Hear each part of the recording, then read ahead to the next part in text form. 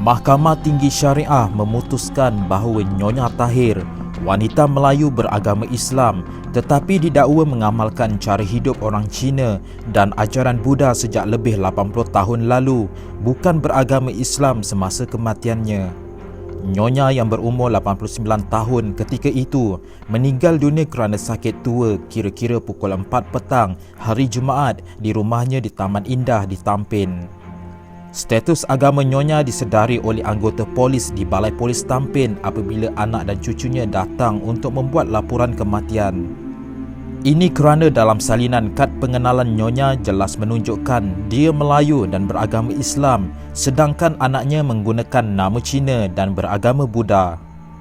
Mahkamah Tinggi Syariah juga telah memutuskan supaya mayat Nyonya Tahir diserahkan kepada warisnya untuk dikebumikan mengikut upacara Buddha selepas wanita itu diisytiharkan sebagai bukan Islam ketika meninggal dunia.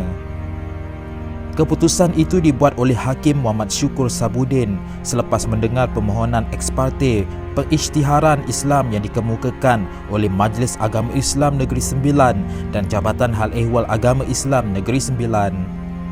Menurut Hakim Muhammad Syukur Sabudin, keputusan itu dibuat berdasarkan bidang kuasa Mahkamah Syariah untuk mendengar dan membicarakan kes berkaitan kepentingan orang Islam termasuk masalah akidah yang berlaku di negara ini.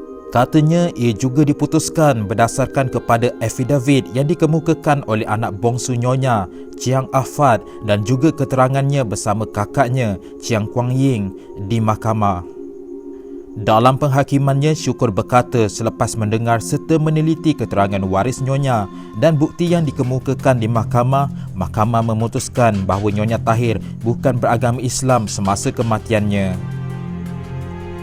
Mahkamah membenarkan ahli-ahli waris si mati untuk menguruskan pengebumian mayat berkenaan. Mahkamah mengarahkan Hospital Tampin menyerahkan mayat kepada ahli-ahli waris si mati.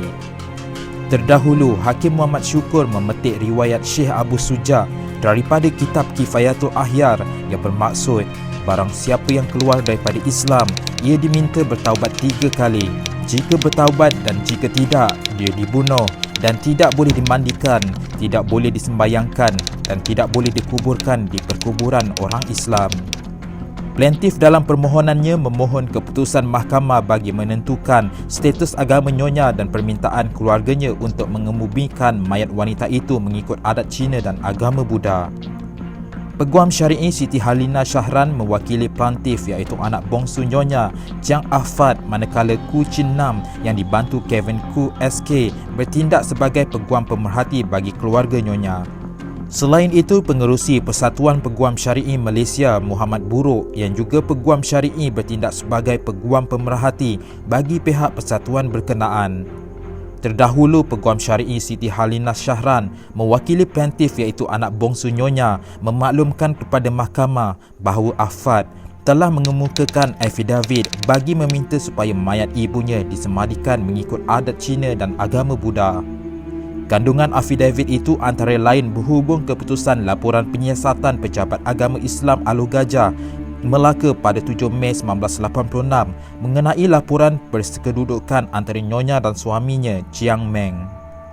Dokumen penyiasatan itu ditulis oleh pemeriksa hal ehwal agama satu daerah Alor Gajah, Melaka, Abdul Aziz Abdullah melalui kadi daerah yang dialamatkan kepada pengarah Jabatan Agama Islam Melaka.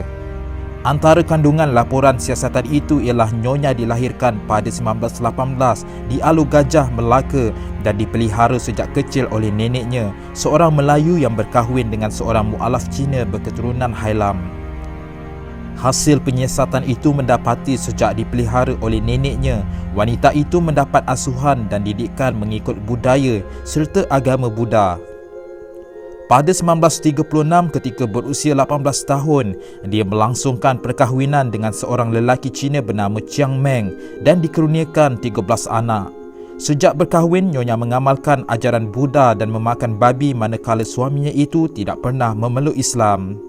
Abdul Aziz dalam laporannya berkata hasil penyiasatan mendapati wanita itu membuat pengakuan untuk kekal dalam agama Buddha dan sekiranya mati dia mahu disemadikan mengikut cara Buddha. Afat turut mengemukakan akuan bersumpah ibunya yang mengatakan bahawa dia tidak akan kembali kepada Islam dan jika mati, dia mahu disemadikan mengikut adat Cina dan agama Buddha. Afat semasa ditanya oleh mahkamah mengenai tujuan utama affidavit itu dibuat memberitahu bahawa ia bertujuan meminta mahkamah memulangkan mayat ibunya bagi disemadikan mengikut agama Buddha. Afat berkata sepanjang hidup, ibunya tidak pernah mengamalkan ajaran Islam tetapi secara konsisten mengamalkan cara hidup Cina dan menjadi penganut agama Buddha yang setia. Menurut Afat lagi, dia tinggal bersama ibu sehinggalah dia menghembuskan nafas terakhir dan beliau pada sepanjang masa mengamalkan cara amalan agama Buddha dan tidak mengamalkan ajaran agama Islam.